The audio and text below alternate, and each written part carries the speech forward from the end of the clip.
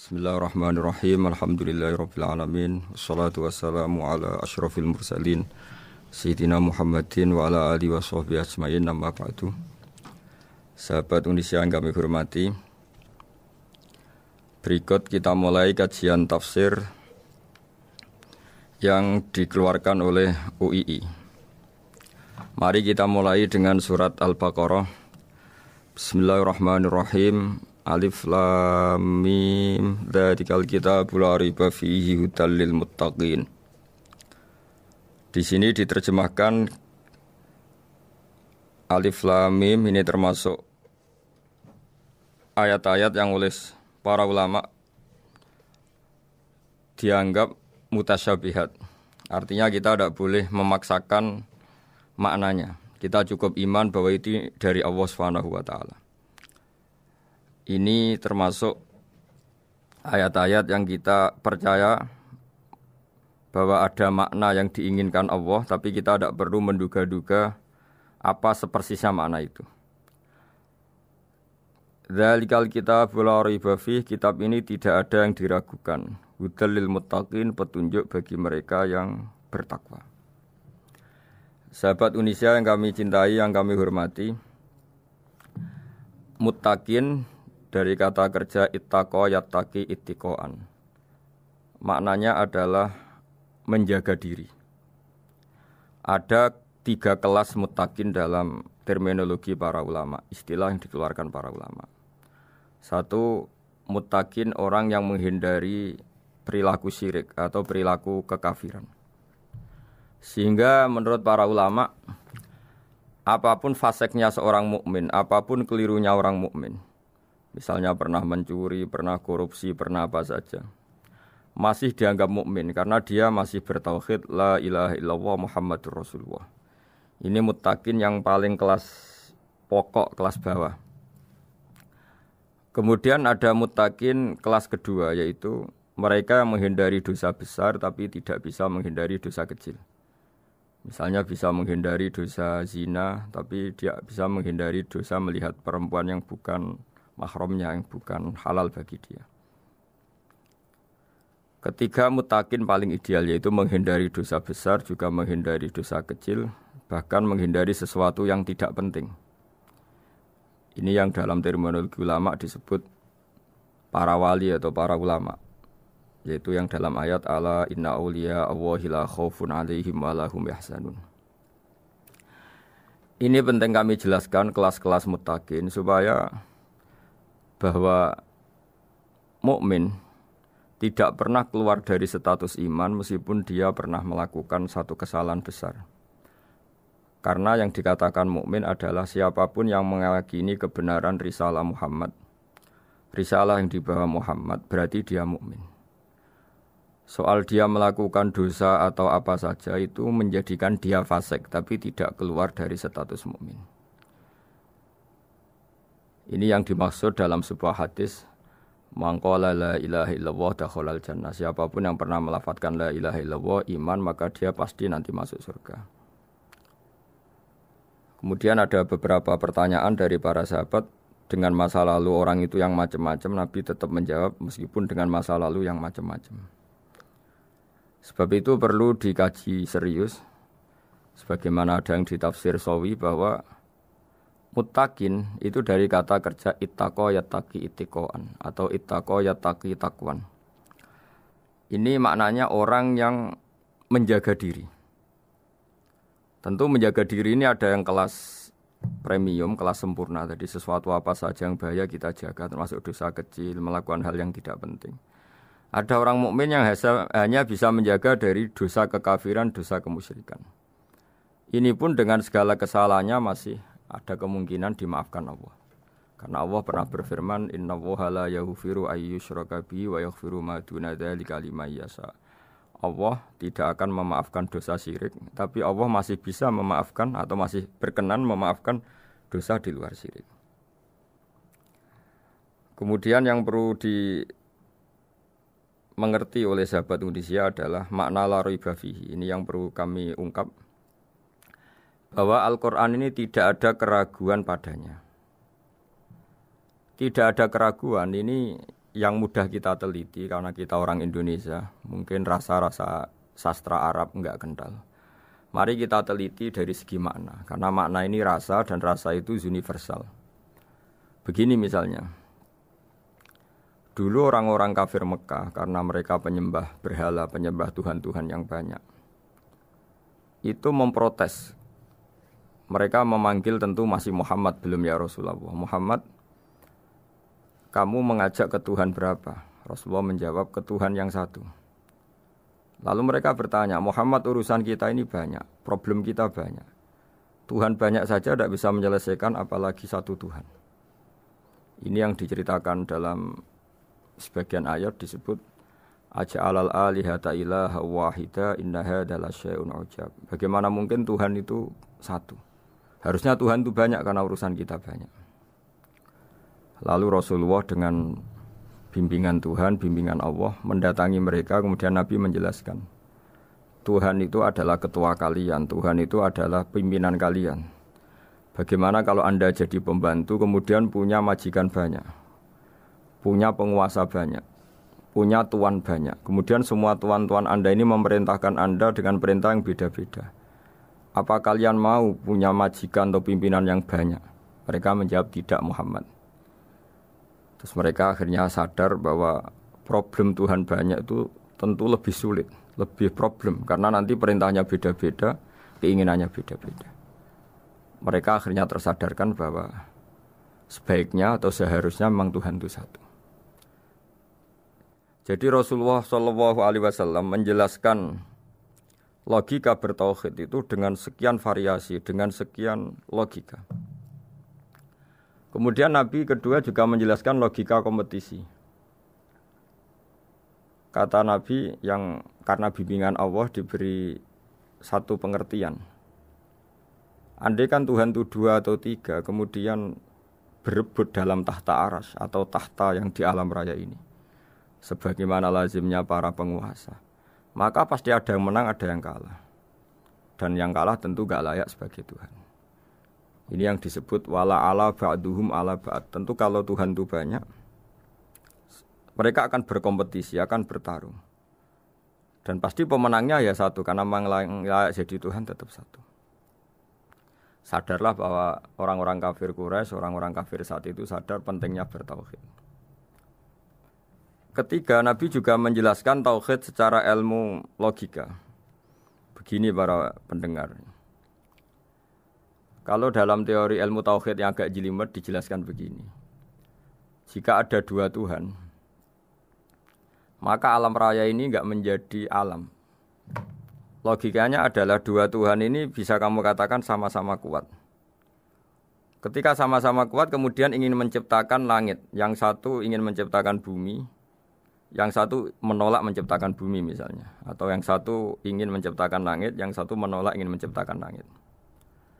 Kemudian ternyata bumi ini terbukti wujud. Logika awam adalah yang berhasil menciptakan bumi berarti Tuhan, yang gagal atau kudrohnya gagal, kemampuannya gagal tidak bisa menciptakan bumi, gagal menjadi Tuhan. Ini logika awam. Logika ini pun kita terima. Tapi kalau menurut logika ahli tauhid, ahli pakar-pakar logika, cara berpandangan begini. Ketika Anda mengatakan ada 2 Tuhan yang sama-sama kuat, kemudian terbukti yang satu mampu menciptakan bumi, yang satu tidak. Bahasa Anda mengatakan sama-sama kuat ini sudah batal dari awalnya, karena terbukti bahasa Anda salah, sama-sama kuat ternyata yang satu tidak mampu. Sehingga dalam pikiran orang-orang ahli tauhid mengatakan, membayangkan Tuhan saja itu enggak kebayang, karena turunan kata ini pasti selalu salah. Karena tadi misalnya dikatakan, andai kan ada 2 Tuhan, kemudian yang satu mampu menciptakan bumi, yang satu tidak. Padahal Anda tadi bilang sama-sama kuat, ternyata terbukti yang satu tidak kuat. Berarti kata Anda sama-sama kuat ini salah. Ini pula yang diajarkan Rasulullah lewat bimbingan Allah, lewat wahyunya yang disebut Kullau kana fihi ma alihatun illallahu la fasadata. Karena kalau ada 2 Tuhan pasti kamu sifati sama-sama kuat. Ternyata sifat sama-sama kuat ini batal demi hukum, karena ternyata yang satu tidak mampu menciptakan bumi. Atau kamu sifati 2 Tuhan ini sama-sama lemah. Itu tidak mungkin lagi karena ternyata bumi ini terbukti wujud. Pasti penciptanya ini tidak yang sangat kuasa. Jadi logika-logika tauhid sedemikian dibangun oleh Rasulullah lewat bimbingan Allah Subhanahu wa taala. Logika keempat supaya kita iman dan tambah kuat imannya adalah logika yang mudah dicerna oleh kebanyakan orang atau yang bisa diindra. Begini misalnya dalam sebuah ayat di surat Al-Kahfi, kemudian di awal surat Al-Ahqaf, kemudian di sebagian surat At-Tur, ada penjelasan begini. Ketika Rasulullah mengajak manusia menyembah Allah, kemudian orang-orang kafir tanya, lalu Tuhan kamu siapa Muhammad? Tuhan saya adalah Allah menciptakan langit bumi. Terus mereka berandai-andai, ada Lata, ada Uzza, ada Manat, ada Hubal. Itu Tuhan-Tuhan kami. Terus Rasulullah bertanya, apakah Tuhan-Tuhan yang kamu sembah itu memberi kontribusi saat langit dan bumi diciptakan? Mereka menjawab, tidak Muhammad, itu Tuhan-Tuhan yang kami bikin. Begitu juga asumsi tentang Tuhan-Tuhan yang lain. Apakah Isa ikut menciptakan bumi atau menciptakan langit? Tentu jawabannya tidak. Karena Isa lahir di bumi, orang tahu tanggal lahirnya, tahu tahunnya, dan sebelum ada Isa juga sudah ada bumi. Sehingga untuk menetapkan tauhid, berkali-kali Quran tanya, Amman khalaqas samawati wal ardu, siapa sih yang menciptakan langit bumi? Siapa sih yang menurunkan air dari langit? Siapa yang mengatur ini, itu, ini, itu? Akhirnya mereka menjawab, itu semua Allah Muhammad. Begitu juga kemungkinan setan misalnya. Setan itu fisik atau makhluk atau apa saja yang tidak kita lihat. Kemudian setan itu lewat rayuannya, lewat tipu dayanya ingin disembah. Kata Allah menjelaskan ini, ma asyadduhum khalqas samawati wal ardi wala khalqa anfusihim. Kamu tidak perlu takut sama setan atau apalagi menuhankan setan. Setan itu tidak yang punya reputasi menciptakan langit dan bumi. Bahkan setan tidak bisa menciptakan dirinya sendiri. Ini menjadi pengetahuan bagi kita. Betapa bagi pakar-pakar tauhid, ahli tauhid, ketika setan nyatanya diusir dari surga, itu pun versi mereka. Versi mereka pun mengatakan seperti kita bahwa setan itu diusir dari surga dan ya keluar dari surga. Kalau setan itu Tuhan, tentu diusir gak mau, karena di surga itu nikmat. Ketika setan diusir dari surga ya keluar, dia juga jadi makhluk yang hina-dina. Berarti dia tidak punya kekuasaan, bahkan pada dirinya sendiri. Dipaksa keluar dari surga ya keluar, dipaksa menjadi ahli neraka jadi ahli neraka, dipaksa jadi apa saja juga dia akan jadi seperti yang dipaksakan. Ini menunjukkan bahwa setan adalah tahta kudratillah, tahta qahrillah, tahta satwatillah, bahwa setan pun dalam kendali kekuasaan Allah. Makanya Allah mengatakan kamu tidak usah menyembah setan, tidak usah nurut sama setan. Setan itu lemah sekali. Karena faktanya dia tidak bisa memaksakan keinginannya. Ini yang oleh Allah disebut dalam firman-Nya inna kaida syaitani kana dhaifa. Setan itu lemah sekali. Ini perlu saya sampaikan ke para pendengar Unisia bahwa bertauhid itu ada sekian logika. Logika kelima adalah logika orang awam. Awam sekali. Suatu saat ada perdebatan antara Abul Hasan al-Asy'ari. Abul Hasan al-Asy'ari ini tokoh ahli sunnah paling populer dalam ilmu logika. Dia mengatakan orang menemukan Tuhan itu harus lewat logika yang cermat. Tidak boleh taklid, hanya ikut-ikutan. Dia harus menemukan satu argumentasi bahwa Tuhan atau pencipta langit itu ada. Kemudian ada satu problem di mana orang-orang kampung atau orang-orang yang lugu atau orang-orang awam itu tidak bisa ilmu logika, ilmu mantek kalau dalam bahasa pesantren. Kata Abu Mansur, kata Abul Hasan al-Asy'ari, itu masih mungkin.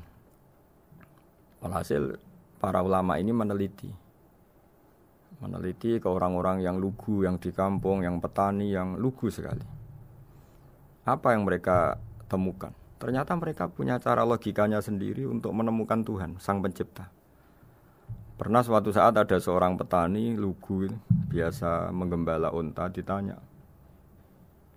Bima araf tarubak, lalu kamu yang petani ini yang hanya ngurusi sawah, ngurusi ladang, dengan cara apa kamu tahu kalau Tuhan itu ada?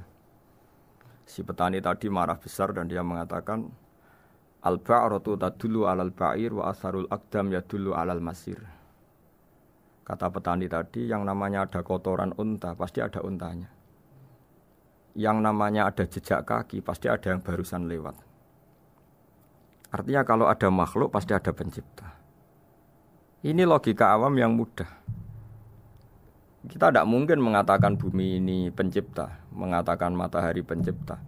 Kelihatan sekali kebendaannya, kelihatan sekali bahwa bumi matahari tidak punya ikhtiar, tidak punya kekuatan. Kelihatan sekali sifat-sifat kemakhlukannya.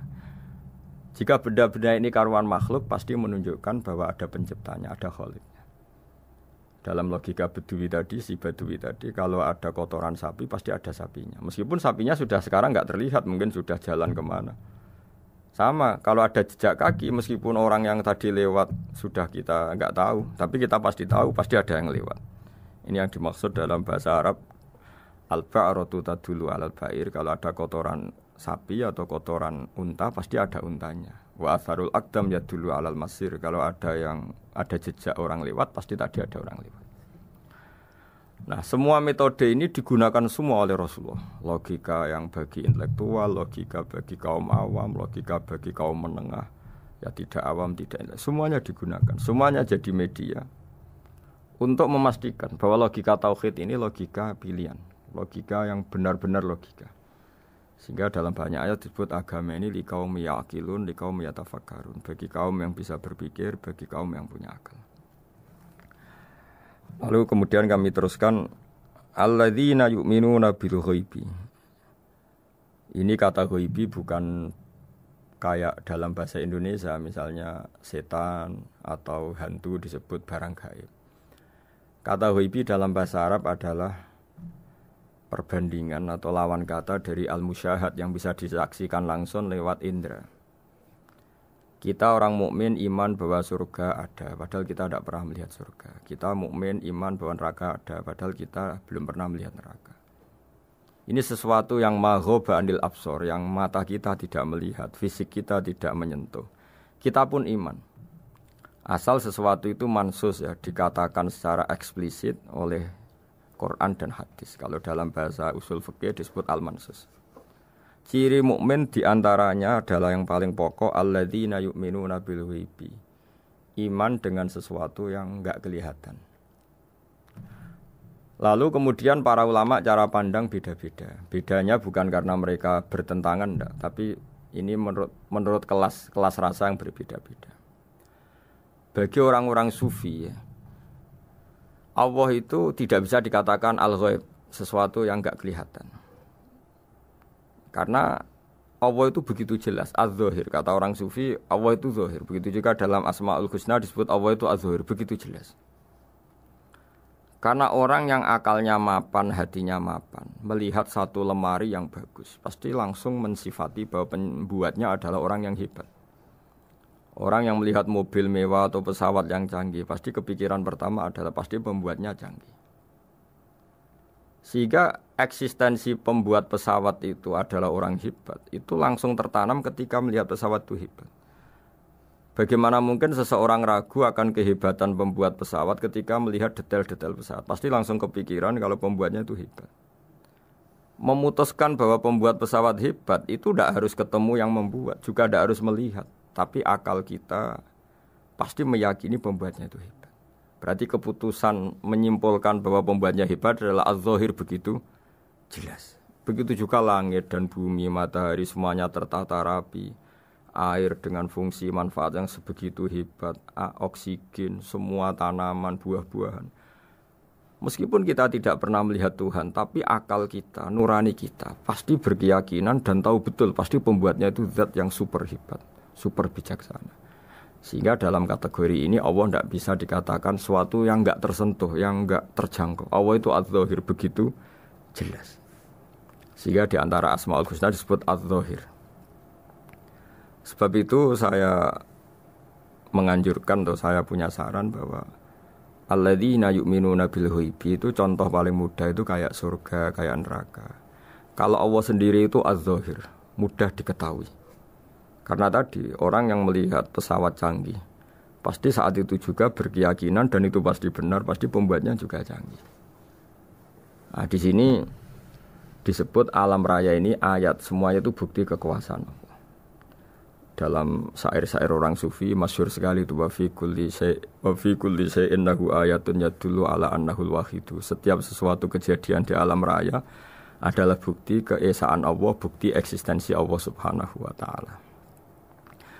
Sehingga dalam satu kisah normalnya orang itu paling tahu itu dengan dirinya sendiri.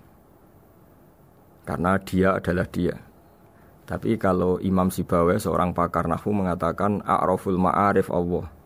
Di alam raya ini yang paling mudah dikenali itu ya Allah, pencipta. Karena andai kan kita sendirian di hutan, kemudian kita mulai punya akal, kita mungkin tidak tahu diri kita ini siapa. Tapi setidaknya kita langsung menyimpulkan bahwa kita tidak bisa menciptakan diri kita sendiri. Ketika kita berkesimpulan tidak bisa menciptakan diri kita sendiri, pasti kita terus berkesimpulan ada di luar kita yang menciptakan kita. Nah, sebab itu kenapa sifat mencipta ini yang pertama kali dikenalkan oleh Allah kepada nabinya untuk dikenalkan kepada umatnya. Yaitu disebut Iqra bismi rabbikal ladzi khalaq. Muhammad, bacalah dengan nama Tuhanmu. Sifat Tuhan yang paling mudah dikenali oleh siapapun adalah sifat pencipta. Karena ketika seseorang yakin dia lahir sudah ada bumi, dia lahir sudah ada langit, dia pasti akan tahu bahwa dia ada penciptanya. Sehingga paling mudah mensifati Allah atau mensifati Tuhan adalah bismi rabbikal ladzi khalaq. Terus kemudian di antara ciri orang baik adalah wa yuqimunas shalat. Kemudian beriman kepada yang gaib, menegakkan salat. Kata menegakkan adalah dari kata menjaga aturan-aturan atau sesuai aturan-aturan salat. Kita tahu dalam salat ini ada beberapa syarat yang harus dipenuhi. Misalnya harus wudu, harus suci di tempat yang suci. Terus ada syarat-syarat dalam internal salat, dia harus baca Fatihah, harus tumakninah, macam-macam. Itu eksistensi definisi salat. Kemudian kata berdiri juga diartikan para ulama, eksistensi sholat harus diketahui secara publik, secara sosial. Karena sesuatu itu punya eksistensi kalau jadi konsensus atau diakui oleh publik. Di sini agama mewajibkan sholat jamaah. Kata banyak ulama, jamaah itu fardu kifayah, bahkan ada mengatakan fardu ain.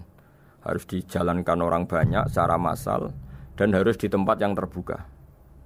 Sehingga kata para ahli fikih, andaikan ada orang jamaah di dalam rumah tidak diketahui oleh banyak orang, belum mencukupi atau belum menggugurkan kewajiban jamaah. Sehingga eksistensi sholat harus diketahui secara publik. Sehingga dulu Rasulullah itu kalau sholat ya di masjid dan masjidnya terbuka. Sampai sekarang kita pun menyaksikan semua umat Islam kalau sholat di masjid yang terbuka. Sehingga dunia non-muslim pun tahu bahwa dalam Islam ada ritual, ada ibadah yang bernama sholat. Hikmah kedua dengan cara terbuka seperti ini, sholat itu menjadi gak pernah rubah mulai zaman Nabi sampai kiamat. Dengan tradisi jamaah berarti kaifiyah atau cara sholat itu permanen. Bapak kita sholat ya seperti itu, imam seperti itu, anak cucu kita akan meniru kita ya seperti itu. Sehingga gak ada varian-varian yang hanya berdasar subjektivitas musolli yang sholat. Taruh saja kita misalnya jadi seorang sufi yang baru takut sama Allah atau baru usul kalau dalam bahasa sufi. Kemudian kita sholat sendiri di rumah, mungkin dengan gaya menangis, terseduh-seduh, macam-macam. Ini tentu tidak baik sebagai standar sholat. Begitu juga ada anak atau pedagang yang kesusu atau tergesa-gesa, kemudian sholat hanya sekian, 2 menit, 1 menit. Ini juga tidak baik. Meskipun itu boleh dilakukan individu-individu. Tapi kalau dalam sholat jamaah, orang harus manut imam, dan ada standarnya, misalnya tumakninah itu biqadri subhanallah, jadi ada ukurannya. Ini penting saya utarakan bahwa hikmah jamaah itu bukan sekedar dapat pahala 27 kalau sendiri, dapat pahala 1 itu enggak. Tapi ini menjaga eksistensi sholat supaya ya seperti ini terus sampai kiamat. Sehingga orang Indonesia atau orang Afrika, orang mana saja, itu ketika haji atau ketika saling berkunjung di negara lain, itu enggak akan kaget dengan cara-cara sholatnya, karena seluruh dunia kaifiyahnya caranya sama. Ini semua barokah dari jamaah. Maka Rasulullah itu enggak banyak ngendikan tentang caranya sholat, beliau hanya ngendikan shollu kama ra'aitumuni usolli. Sudahlah kamu pokoknya makmum saya. Nanti caranya kamu sholat sama seperti saya seperti ini. Sehingga kata menegakkan sholat adalah bisa kita tegakkan kalau kita aparat negara ya bikin-bikin aturan supaya eksistensi sholat enggak terganggu. Kalau kita seorang kultural juga mensuasanakan sholat dan supaya kefiahnya atau caranya sholat ini benar kita tradisikan jamaah sehingga anak kecil ngikuti yang besar, yang bodoh ngikuti yang pinter dengan satu cara itu barokahnya jamaah. Sehingga wayuqimuna sholat itu sholat kita dirikan baik secara personal dengan cara-cara tumak nina kita suci di tempat yang suci maupun kita tegakkan, kita maklumatkan, kita jadikan konsensus bahwa sholat ya seperti ini. Sehingga ada khayal-khayal lagi dalam Islam. Misalnya nyuwun sewu ada aliran yang mengatakan ya kalau Tuhan itu kan enggak bebas arah, bebas tempat. Terus dulu pernah ada orang sesat sholat sampai 4 rakaat 4 arah, alasannya Tuhan itu tanpa arah. Enggak akan terjadi seperti itu. Karena ijma'nya umat Islam, konsensus umat Islam akan menolak faham yang seperti itu. Jadi saya mohon sekali ini pentingnya jamaah. Dengan jamaah maka caranya sholat, cara meyakini madhab kiblat dan sebagainya terjaga ila yaumil kiamah sampai hari kiamat. Terus sifatnya orang mukmin lagi wa mimma razaqnahum yunfikun dan menafkahkan sebagian rezeki yang kami berikan. Ya ini termasuk zakat, sedekah. Jadi ada sebuah riwayat mengatakan inna fil mali haqqon. Harta itu ada haknya yaitu zakat. Tapi ada juga saran inna fil mali haqqon siwa zakat. Di luar keharusan zakat juga ada hak-hak kita untuk memberikan sebagian rezeki kita. Taruh saja misalnya saya punya uang 10 juta. Secara nisab zakat belum sampai 1 nisab. Karena 1 nisab itu sama dengan nilai 84 gram emas. Itu kalau diuangkan kalau 500 ribu ya sekitar 42 juta. Tapi kita sebelum punya 1 nisab pun tetap ada keharusan mengeluarkan sebagian. Yaitu tentu dalam fikih kita wajib mengeluarkan uang untuk anak kita, untuk istri kita. Itu yang wajib-wajib. Kemudian ada sosial, kita nyumbang masjid, nyumbang yatim piatu macam-macam. Sehingga kata para ulama, ciri utama mukmin diantaranya adalah melakukan zakat, baik zakat yang fardu maupun zakat yang sunat. Karena kata zakat itu dimaknai fardu sebetulnya definisi para ahli fikih untuk membedakan zakat yang wajib dengan sedekah. Tapi sebetulnya zaman dulu enggak ada seperti itu. Zakat itu maknanya bersihkan harta. Sedekah dari kata sedekah bukti benarnya iman. Jadi sedekah dari kata dari kosakata sedekah yasduqu sidqan, sesuatu yang membuktikan kita loyal itu disebut sodak. Kita nikah, mas kawin di bahasa Arab kan sodak dari kata sedekah juga. Kita bukti iman, loyal, kita sedekah. Bukti bahwa kita teman akrab disebut siddiq atau sodik. Kalau dalam bahasa Arab teman namanya juga sodik karena cara bertemanan secara benar, secara loyal.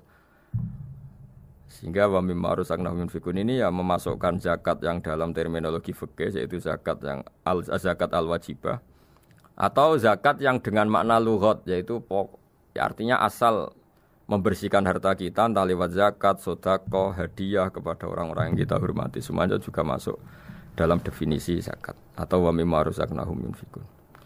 Kemudian sifat terakhir dari orang muttaqin adalah walladzina yu'minuna bima unzila ilaika wa ma unzila min qablika bil akhirati hum yuqinun ulaika ala hudam mir rabbihim wa ulaika humul muflihun. Di sini diterjemah mereka yang beriman kepada kitab yang kami turunkan kepadamu dan yang diturunkan sebelum kamu. Ini kata yang diturunkan sebelum kamu penting sekali karena ciri utama Nabi adalah dia tidak pernah beda dengan Nabi sebelumnya. Karena kebenaran tauhid pasti tunggal. Nabi-nabi dulu pasti mengajarkan tauhid, hanya menyembah Allah. Enggak mungkin Nabi berikutnya kemudian bikin ajaran baru dalam tauhid. Sehingga andaikan semua kitab Injil Taurat itu masih versi yang orisinil, pasti enggak ada yang beda dengan Quran. Karena ciri utama kebenaran adalah iman dengan Quran dan iman kepada kitab yang diturunkan sebelum Al-Quran. Wabil akhirati hum yuqinun, mereka juga yakin akan datangnya hari akhir. yaitu bisa disebut yaumul ba'ats. Terus ketika semua kriteria itu terpenuhi baru ulaika ala hudam mir rabbihim wa ulaika humul muflihun. Mereka itulah yang berada pada petunjuk Allah dan merekalah orang-orang yang berbahagia. Para pendengar sahabat Indonesia, semoga kajian ini bermanfaat.